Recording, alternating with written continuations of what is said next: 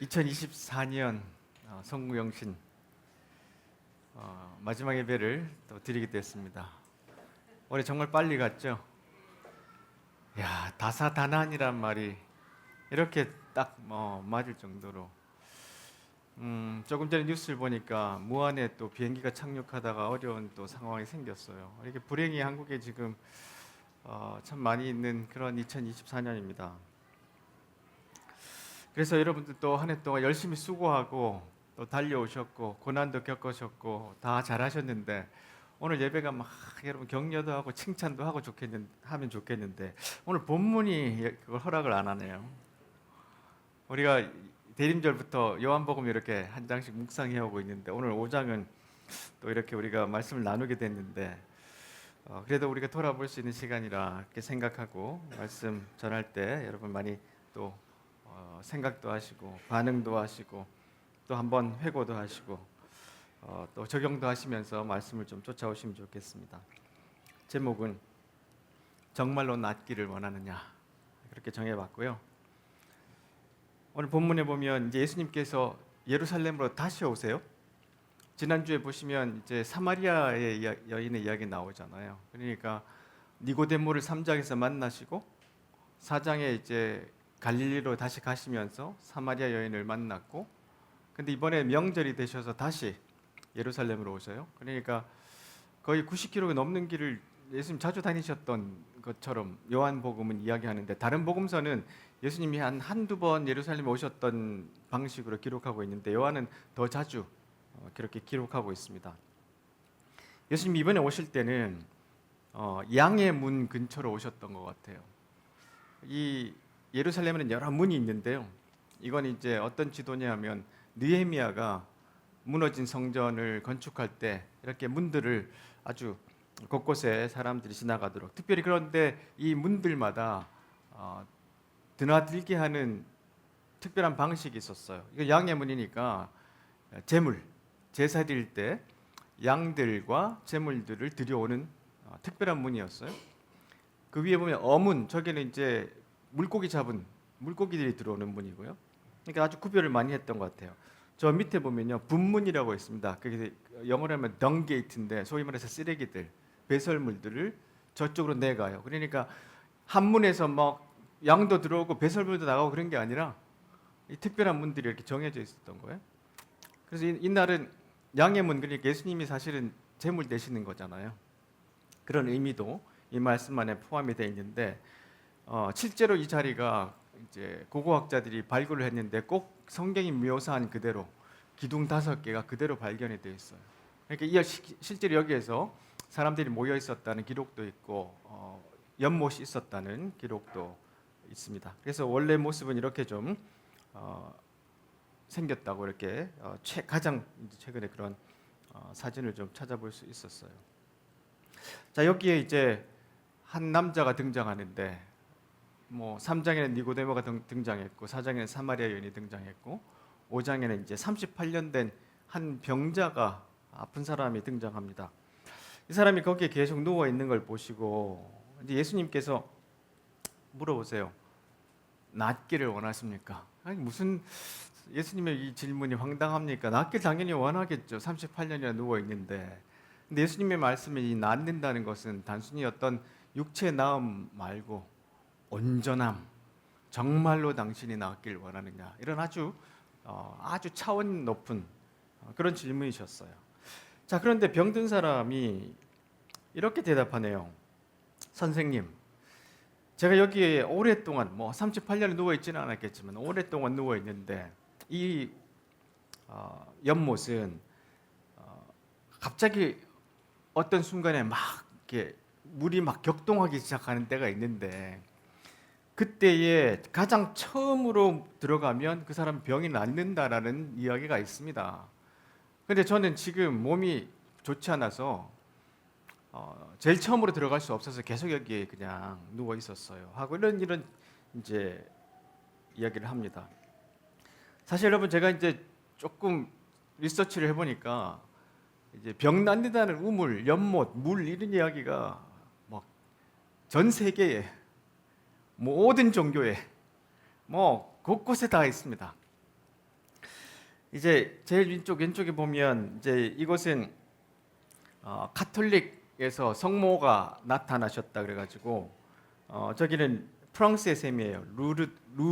루르드라는 셈인데 저기서도 수많은 사람들이 좀 가서 치유를 받았다는 이야기가 있고 이쪽에 있는 호수는 이제 인도와 네팔과 중국의 경계 안에 있는 높이가 한 4,600m 되는 그 고지 위에 있는 호수랍니다. 여기도 성지인데 여기도 사람들이 가서 씻기만 하면 죄가 씻기고 또 구원받는다. 그리고 몸도 치유된다. 저 왼쪽 여러분 보시는 왼쪽에 있는 저기 조금 노란빛이 나는 저 샘물은 잠잠웰이라고 실제로 그 메카에 있는 지하에서 올라오는 샘이에요. 그러니까 이 사람들이 얼마나 성스럽게 생각하겠어요? 저기도 특별한 뭐 힘이 있다. 그래서 저 물을 마시려고 많은 사람들이 줄을 서고 있고요. 이쪽은 우리나라의 삼봉약수입니다. 삼봉약수.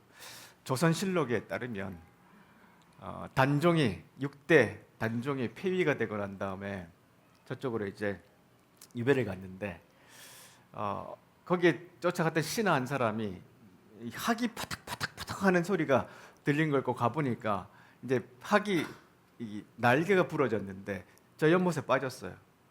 그리고 좀 있다가 퍼덕퍼덕 하더니 갑자기 하늘로 솟아 올라가서 날개를 치다가 올라가는 걸 보고 저기에 영험이 있구나. 그래서 사람들이 와서 많이 치유를 받았다 하는 삼봉약수입니다. 오대산에 있는 오대산약수 맞나요? 강원도의 오색약수 맞아요. 오색약수 3대 약수 중에 하나입니다. 가셔서 한번 드셔보시면 좋을 것 같아요. 자, 그렇기 때문에 우리가 성경에 지금 이 물이 격동하면 사람이 들어가서 낫는다라는 것이 실제로 있었던 일일 수도 있지만 사람들의 바람이었을 수도 있어요. 그러니까 이 사람이 들어가도 못 나올 수도 있어요.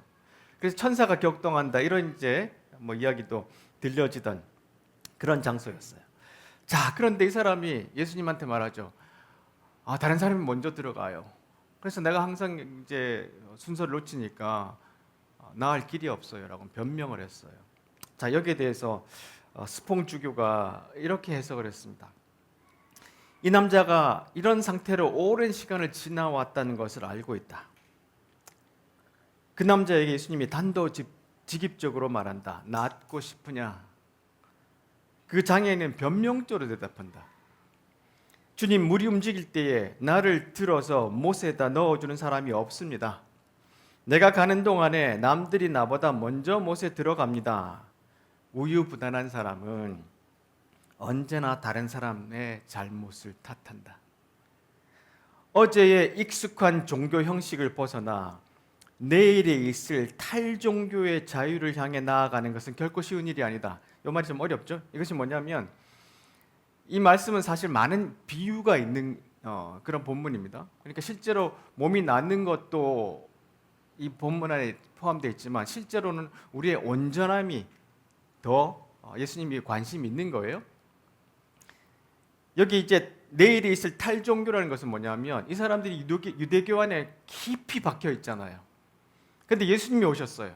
지난주에 말씀드렸던 것처럼 안식일을 지키고 율법을 지키는 것보다 바로 예수님과 관계하는 것, 우리 예수님과 어떻게 그분을 닮아가려고 살아가는 것, 이게 우리가 점점점 나아가야 하는 방향인데 그게 탈종교예요. 종교를 조금 벗어나서.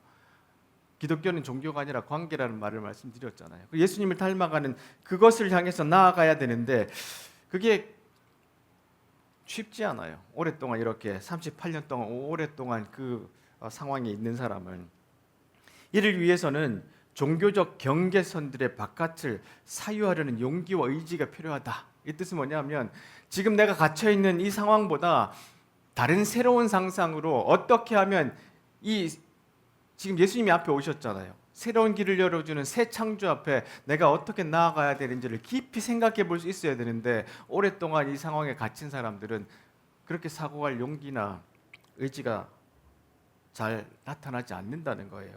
사람은 쉽사리 자신의 용기 부족이나 우유부단함의 죄에 대해 인정하지 않는다. 그러니까 변명적으로 내가 이렇게 된 것은 나를 넣어줄 사람이 없어서 그래요. 이렇게 표현하는 거예요. 이것은 꼭 내 삶의 어떤 병 고침의 문제뿐만 아니라 우리 일상에서도 마찬가지예요. 정말로 주님을 따르기를 원하느냐 하고 할 때 이런저런 변명을 해요. 여러분 우리의 일상의 언어를 돌아보면 수많은 변명거리가 이번 올해도 얼마나 많았는지 몰라요. 행동하지 않으면 인생은 바뀌지 않는다. 브라이언 트레시라는 사람, 유명한 이제 막 이런 이제 뭐 자기 개발하는 책을 쓰시고 하는 분이잖아요. 이분 이런 이야기를 해요. 목표를 가만히 들여다보면 목표라고 부를 수 없는 경우가 대다수다. 그들에게는 오직 소원이 있을 뿐이다. 소원에는 목표와 달리 에너지가 없다. 낳고 싶으냐? 네, 낳고 싶어요. 그게 소원이지만 분명한 목표가 없어요. 나중에 나타납니다. 그 이유가. 비유하자면 화약이 들어있지 않은 총알과 같다.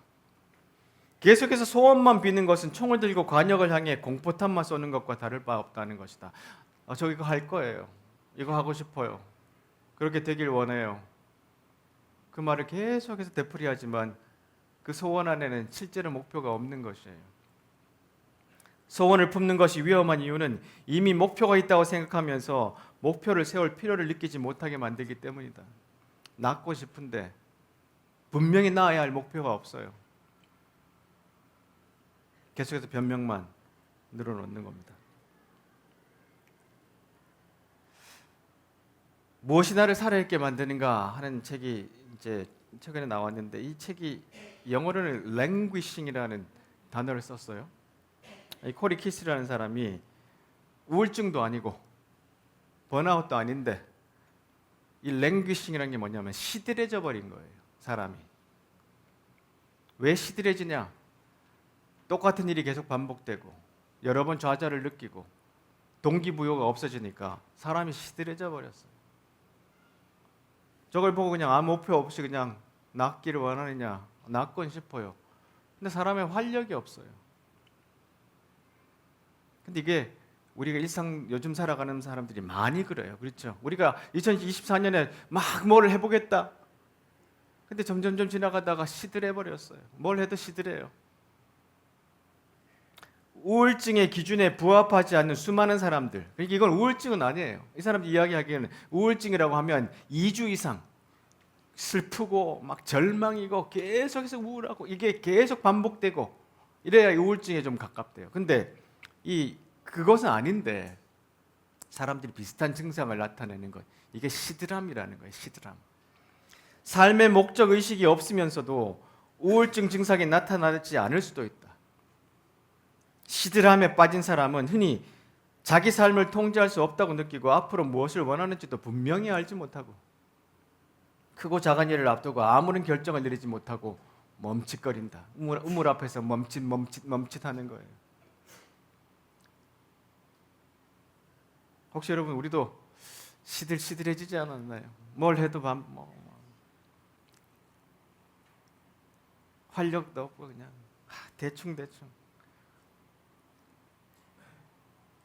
근데 이게 요새 21세기에 살아가는 많은 사람들의 나타나는 어떤 정신적인 증상이에요. 활력도 없고 시들시들하고 목표 없고 소원만 있고 목표는 없고 이런 상황이 지금 이 38년 병자에게서 나타나고 있다는 것을 우리가 확인할 수 있어요. 자, 그때 예수님 말씀하세요. 일어나서 당신의 침상을 들고 걸어가시오. 우리가 보통 이것을 기적으로 이야기할 수 있습니다. 예수님이 우리를 치유하시잖아요. 자, 치유가 일어나는데 혹시 이 38년 된 병자는 사실 일어나서 걸어갈 수 있었던 사람일지도 몰라요. 예수님께서 일어나서 걸어가라 할 때 그냥 가라가 아니라 네가 누워있던 그 침상 들고 가라. 그렇게 그 사람이 벌떡 일어나서 침상을 들고 갑니다. 근데 거기에 한 줄이 더 있어요. 그날이 뭐라고요? 안식일이에요. 안식일. 딴 날 고쳐도 되는데 예수님이 그날 고쳤다고 나중에 시비를 이제 걸게 되고 나중에 십자가까지 막 몰고 가는 그런 요한복음에서는 이게 첫 번째 아주 예수님을 향한 핍박이 시작되는 장소인데 그 원인을 제공한 사람이 이 사람이에요. 자, 이 사람이 즉시 일어나서 걷게 됐잖아요. 자, 우리 그리스도교, 기독교가 뭐냐 하면 보세요. 톰 라이트 주교가 이런 이야기합니다. 이방 종교는 창조 세계를 바라보면서 그 안에 있는 힘을 자신의 목적을 위해서 이용하려고 그래요. 여러분 요즘 우리나라가 주술에 완전히 빠져 있잖아요. 그렇죠? 그 힘을 동원해서 뭘 하고요? 자기 목적을 이루려고 해요. 근데 보세요. 예수님이 선사하시는 치유는 창조 세계가 기다리는 현실, 곧 새 창조의 시작이다. 그것을 이용하는 것이 아니라 주님은 새로운 창조를 만드시려고 하는 거예요. 예수님이 인자가 세상에 오시면서 가져오시는 구원은 사람들이 깨닫지 못했을 뿐이지 실은 이스라엘과 세상이 고대했던 새날이다. 자, 여러분, 예수님이 지금 일어나 걸어가라 했잖아요. 이 일어나라는 말은 무슨 뜻이냐면 부활했다는 뜻이에요. 부활하라. 그 말과 똑같은 단어예요. 너는 지금 그 시들시들해진 상황에서 부활해야 된다. 일어나 걸어가라. 네 침상을 들고 일어나 걸어가라. 이건 새로운 창조야. 새로운 일이 너에게 시작됐어 라고 선언해 주시는 거예요. 예수님은 기존 창조 세계의 한 가지 힘을 사용해서 똑같이 낡은 창조 세계의 잘못을 바로잡는 것이 아니라 그분이 바로 새 생명, 새 창조를 일으키시는 분이란 거예요. 침상을 들고 일어나라. 또 우리에게 말씀하세요. 시들시들해져 버리고 소원만 가득하고 목표는 없는 사람들에게 거기서 일어나라. 부활해라. 이렇게 명령을 하고 계시는 거예요.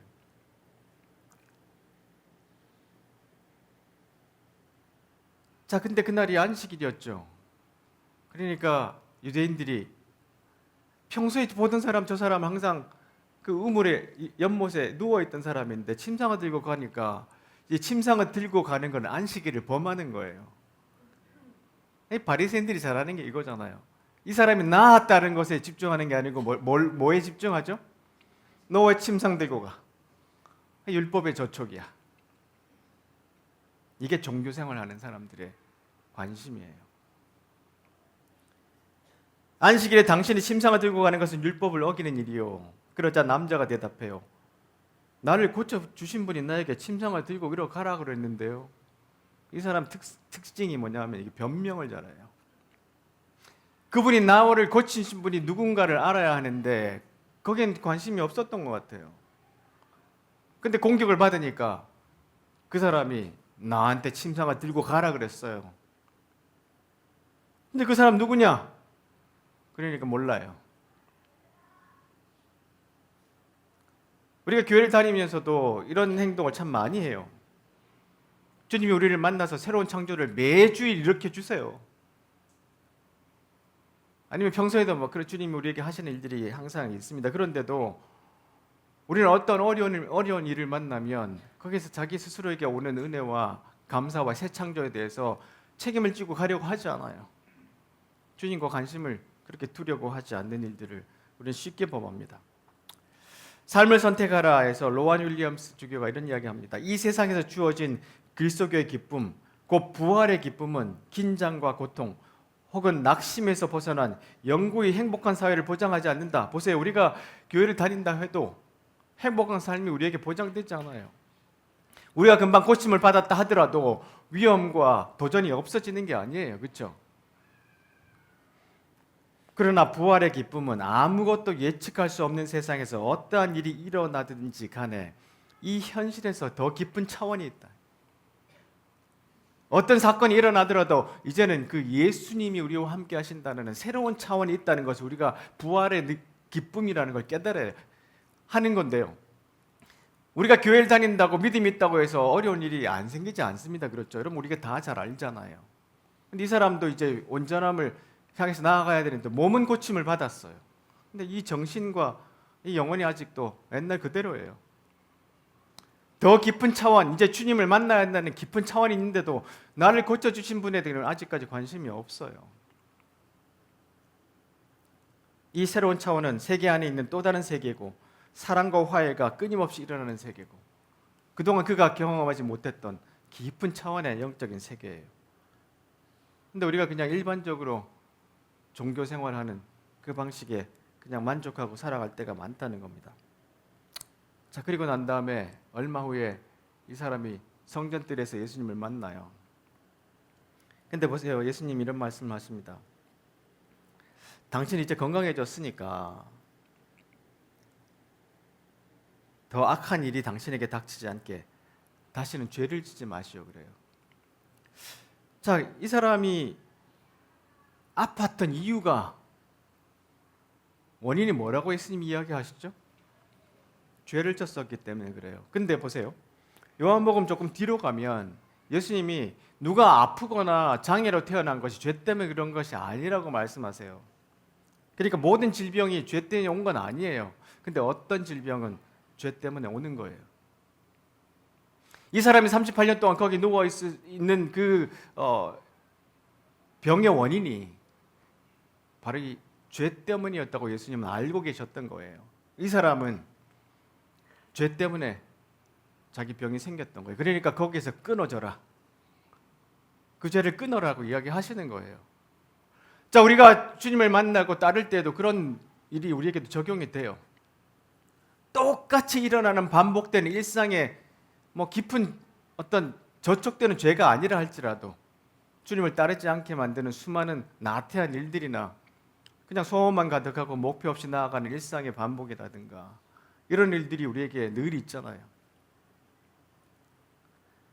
그것을 고치지 않으면 우리는 또 아파진다는 거예요. 그러니까 우리가 예배 드리고 주님 앞에 나아가지만 또 세상으로 돌아가면 또 세상으로 그냥 살아가게 되는 원인이 뭐냐면 내가 그동안 살던 방식이 안 고쳐졌다는 거예요. 그러니까 예수님이 말씀하시기를 다시 그렇게 되기 전에 너 하던 일에서 돌아서라. 그것이 죄일 수도 있고 나쁜 습관일 수도 있어.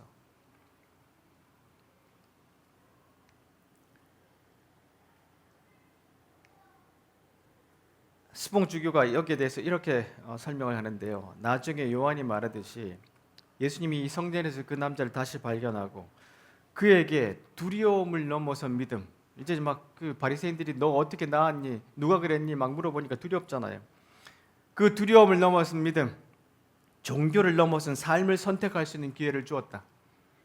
보아라, 내가 나았구나라고 예수가 말했다. 너의 두려움과 과거의 행동으로 돌아가 주저앉지 말거라. 너의 과거의 행동으로 돌아가 주저앉지 마라. 38년 된 그 병의 원인으로 다시 돌아가서 병나음을 입었지만 또다시 거기 가서 주저앉지 마라. 그러려면 삶이 바뀌어야 돼. 그런 말씀을 하시는 거예요. 삶의 온전함을 다룰 수 없는 사람들, 그들의 달콤한 질병에 의존하는 안락함으로 다시 한번 후퇴하는 사람들은 종종 두 번째 기회를 찾아 나설 용기가 부족하다. 전에 장애인이었던 이 사람은, 이 남자는 즉시 회당 지도자들에게 가서 예수가 그를 치유한 사람이라고 알려주었고, 이러한 고발은 예수에 대한 새로운 핍박의 원인이 됐다. 이 사람이 달려가야 할 사람이 예수님인데 즉시 돌아서서 바리새인들에게 가서 고발했어요. 저 사람이 날 고쳤다고. 우리가 갖고 있는 이런 세상의 습성들이나 사고방식이 우리 주님으로부터 자꾸 멀어지게 하고 도리어 그 반대되는 행동을 하게 할 때가 되게 많이 있습니다. 그것이 어떤 사업의 방식이 될 수도 있고 어떤 사람을 대하는 방식일 수도 있겠죠.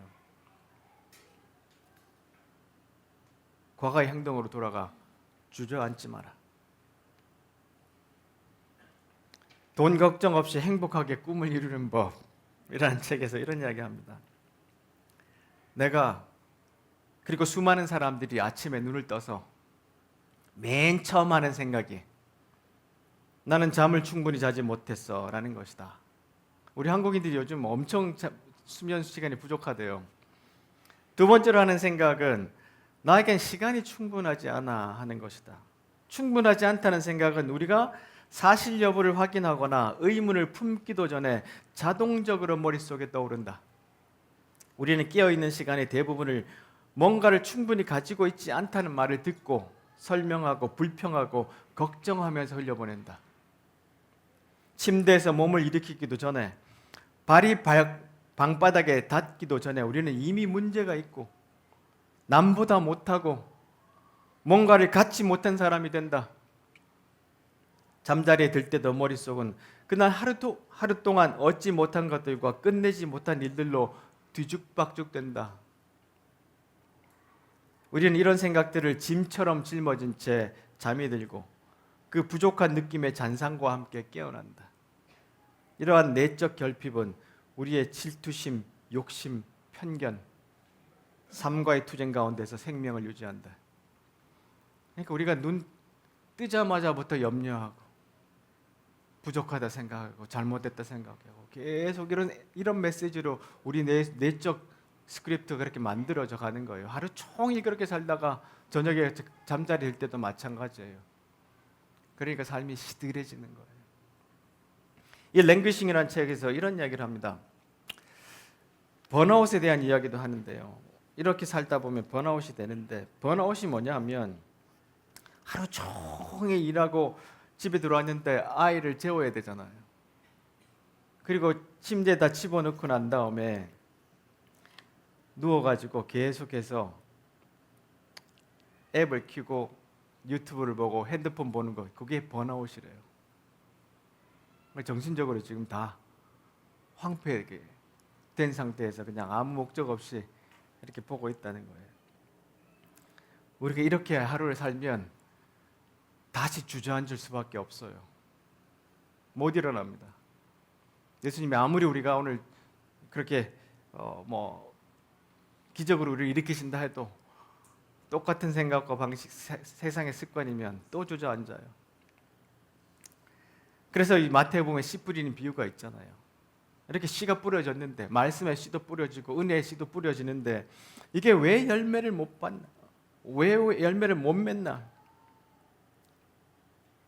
어떤 사람은 기쁨으로 받지만 돌무더기에 뿌려진 씨,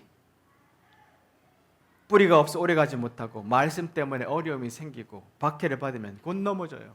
누가 당신 고쳐줬어? 오늘 안식일이야. 예수라는 사람이 그랬어요. 가시덤불에 떨어진 씨는 사람의 말씀을 듣지만 세상 염려와 재물, 내가 조금 더 벌어야 되는데, 아니면 조금 더 잘 나가야 되는데, 조금 더 키워야 되는데, 아니면 조금 더 가져야 되는데 하는 세상 염려와 재물. 그래서 결국 열매를 맺지 못하는 거죠. 좋은 땅에 떨어진 씨는 말씀을 듣고 깨닫고 실행하고 습관을 바꾸는 사람들이에요. 자, 제가 올해 50번 설교했습니다. 오늘까지 포함해서. 신년기도 주제가 이랬어요. 수치를 당하게 하죠. 기억나십니까 혹시? 아 맞아. 그때 7번, 6번 이런 설교했지. 악인의 형통을 부러워하지 않게 하소서. 요행을 바라지 않게 하소서. 뭐 이렇게 쭉 하고 우울하게 삶을 보내지 맙시다. 주옥 같은 설교는 아니었지만 하여튼 설교를 열심히 했어요. 그러고 난 다음에 한 게 25주짜리 기억나시죠? 큰 여정을 우리가 지나갔어요. 이때도 정말 말씀 가지고도 우리가 많이 고민하고 생각하고 막 이제 지구를 위해서도 우리가 막 좀 배달 음식도 줄여보자. 지금 다 그대로 돌아왔죠? 또 우리가 그 끝나고 난 다음에 잘 후회하며 사는 인생이라고 또 7번 설교를 했습니다. 그러니까 막 말씀이 되게 많았고 제가 인용한 책만 보니까 200권 정도 돼요. 그러니까 우리가 정말로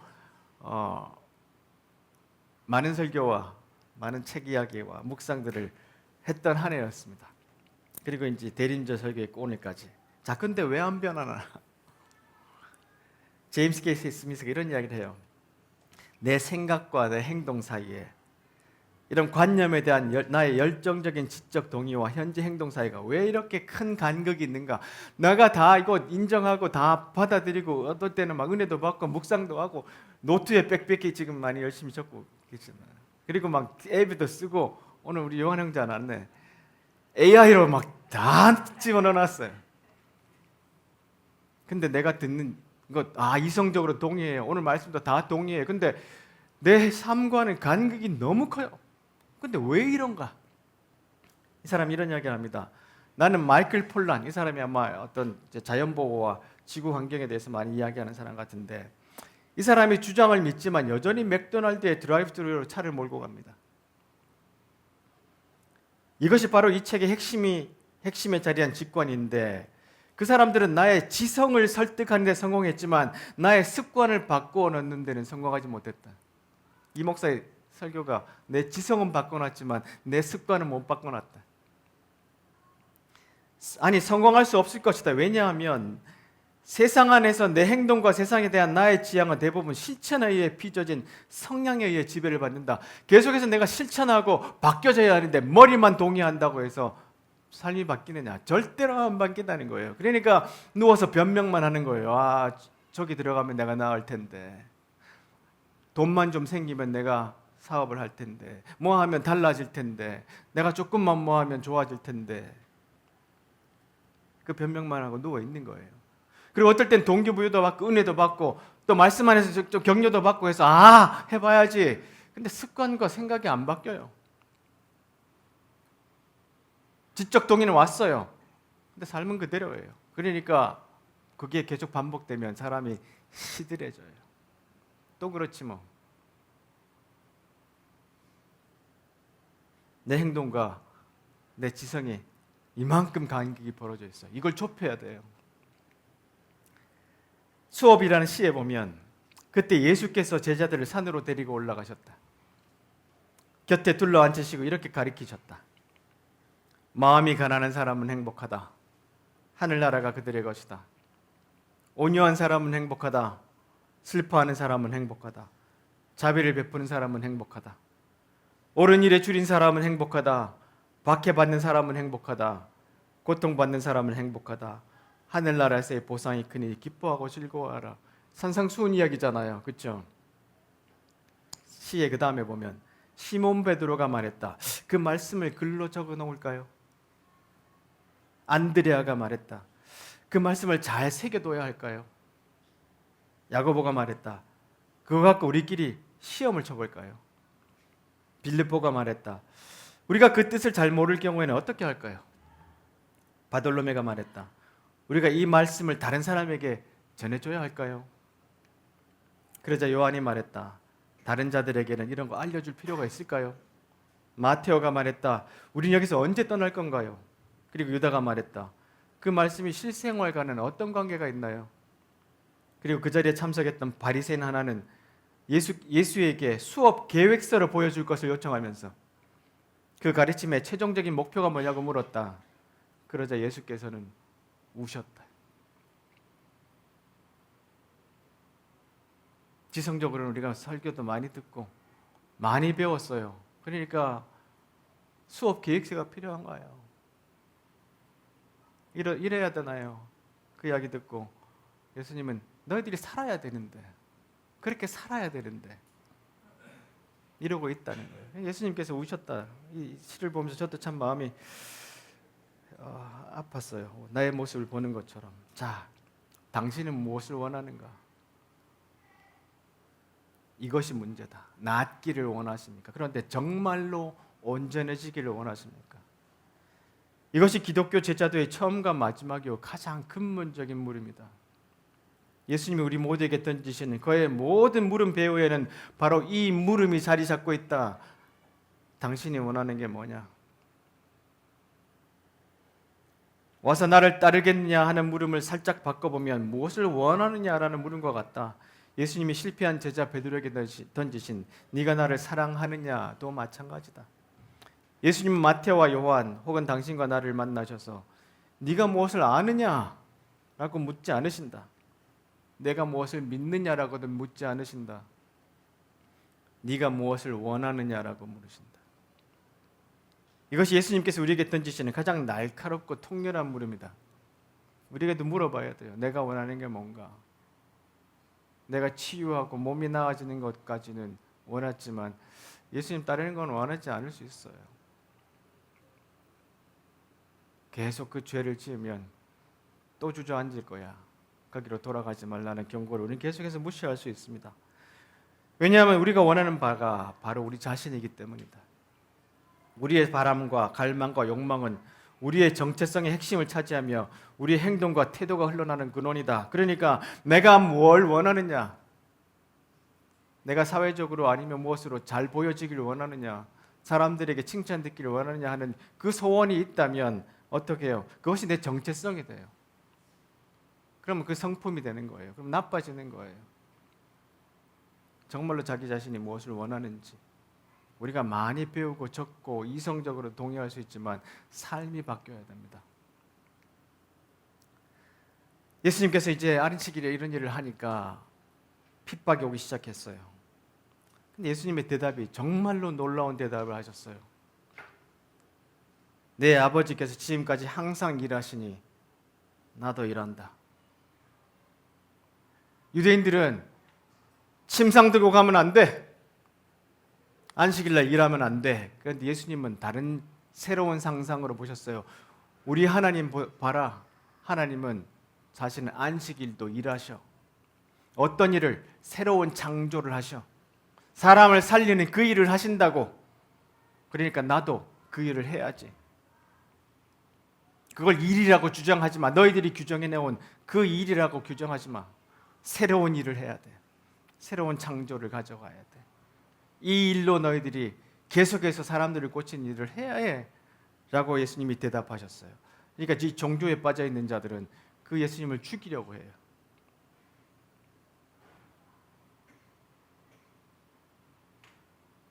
우리 하나님께서 일하시니 나도 일하신다. 이게 우리 삶의 목적이 되어야 돼요. 우리 하나님이 사람을 살리시니까 나도 사람을 살린다. 주님이 사랑하시니 나도 사람을 사랑한다. 막연한 소원이 아니라 분명한 목적, 내가 사업하는 목적, 내가 학교에서 가르치는 목적, 직장에서 일하는 목적, 분명한 목적이 있어야 돼요. 안 그러면 주저앉아요. 시들해져요. 그러면 아무런 동기부여 없이, 활력 없이, 영혼 없이 빈 채로 살아가야 됩니다. 주님 우리를 온전함을 원하십니다. 정말로 낫기를 원하느냐? 정말로 우리에게 하나님 물으시는 질문이에요. 너희들이 정말로 낫기를 원하느냐? 이 말씀대로 살아가야 돼요. 톰 라이트 주교가 아버지께서 일하셨고 자신도 그렇게 일한다는 것이 중요했다. 이 말이 무슨 뜻인가? 그 말의 핵심은 이스라엘의 하나님이 바로 그 자리에서 새 창조를 계시하신다. 그것이 예수님의 믿음인 것 같다. 이 새 창조는 옛 창조를 대체하고 새 창조는 먼저 시간대가 앞서간다. 하나님은 병들고 처량한 옛 세상을 고치고 계시며 언젠가는 쉴 때가 오겠지만, 언젠가는 안식할 때 그때가 오겠지만 지금은 새 창조의 사역이 진행돼야 될 때다. 우리 이제 목사님도 새로운 시작, 새로운 교회, 새로운 상상, 새로운 역사가 시작될 거라는 그 방식으로 가셔야 지금 이 엄중한 시대, 어려운 시대에 우리가 달라질 거예요. 제가 이번에 사건이 일어나면서 정말로 쪽팔렸어요. 여러분 가톨릭들은요 얼마나 예언자적인 메시지를 내는지 모릅니다. 혹시 대전 어떤 신부님이 한 설교 들어왔어요. 제가 그 설교 듣고 울었어요. 아, 저런 설교 해야 되는데 맨날 책 들고 나와가지고.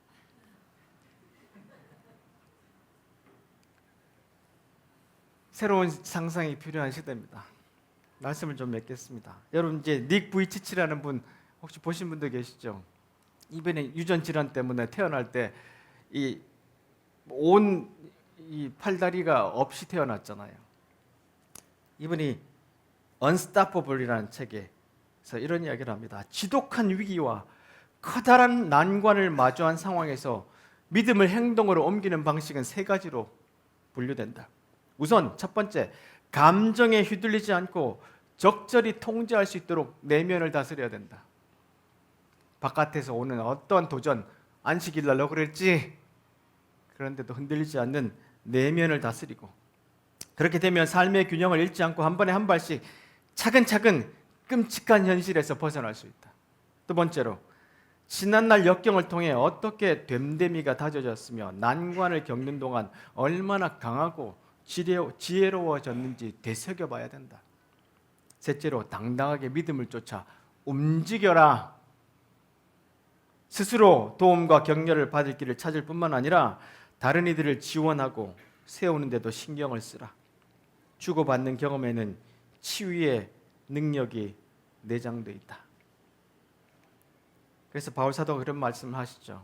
여러분은 경기장에서 역상 선수들이 달리는 모습을 봤을 겁니다. 아마 바울 사도가 올림픽 경기장을 이렇게 내려다보고 썼던 말씀 같아요. 육상하는 경기하는 사람이 막 뛰어가요.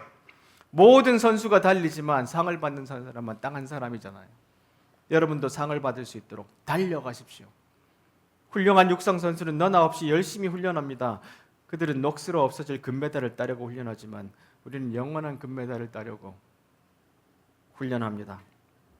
여러분은 어떤지 모르겠으나 나는 결승선에 닿으려고 열심히 달리고 있습니다. 나는 내가 가진 모든 것을 그 일에 쏟고 있습니다. 되는 대로 사는 것이 아니라 나에게 있을 수 없는 일입니다. 나는 정신을 바짝 차리고 최상의 상태를 유지합니다. 이는 방심하다가 허를 찔리는 일이 없게 하려는 것입니다.